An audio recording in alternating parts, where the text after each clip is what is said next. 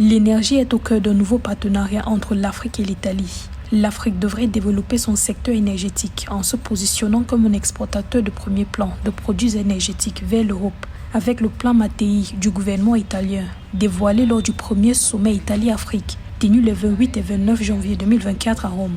Doté d'un investissement de 5,5 milliards d'euros, le plan Mattei vient notamment appuyer les initiatives africaines en cours, axées sur l'exploitation du pétrole et du gaz, le développement des énergies propres et la diversification des sources d'énergie. Les liens qui unissent l'Italie à l'Afrique sont historiques et leur visibilité, leur efficacité ne sont plus à démontrer.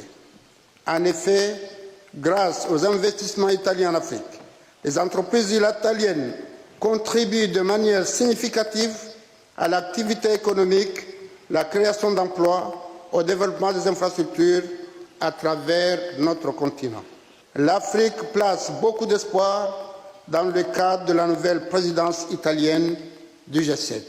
À travers une forte présence de sa compagnie pétrolière nationale Eni en Afrique, l'Italie veut sécuriser ses approvisionnements en produits énergétiques, notamment le pétrole et le gaz. Selon l'Agence internationale de l'énergie, l'Afrique détient plus de 5 000 milliards de mètres cubes de réserves de gaz naturel inexploitées. Des ressources qui pourraient fournir 90 milliards de mètres cubes de gaz supplémentaires par an d'ici 2030 pour combler les besoins énergétiques, d'engrais et de l'industrie manufacturière. Le continent possède également environ 60% de toutes les zones appropriées au monde pour la production d'énergie solaire, selon des experts.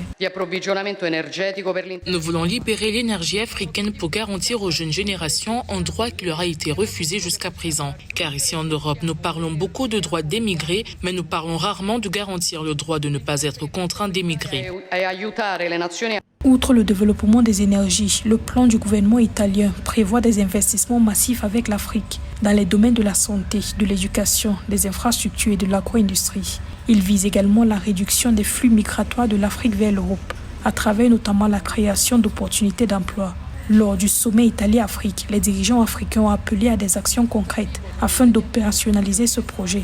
L'Afrique est disposée à discuter les contours et les modalités de sa mise en œuvre. Je dois insister ici sur la nécessité de joindre les actes aux paroles. Vous comprendrez bien que l'on ne puisse se suffire des seules promesses souvent non tenues. La responsabilité est donc forcément collective. C'est l'unique voie pour que notre partenariat soit mutuellement intériorisé, mutuellement respectueux, mutuellement avantageux.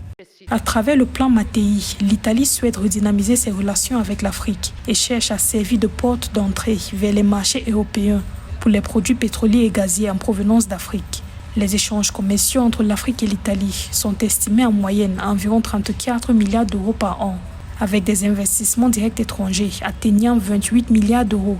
L'Italie est devenue en 2018 le 6e investisseur mondial en Afrique, selon la Conférence des Nations Unies sur le commerce et le développement.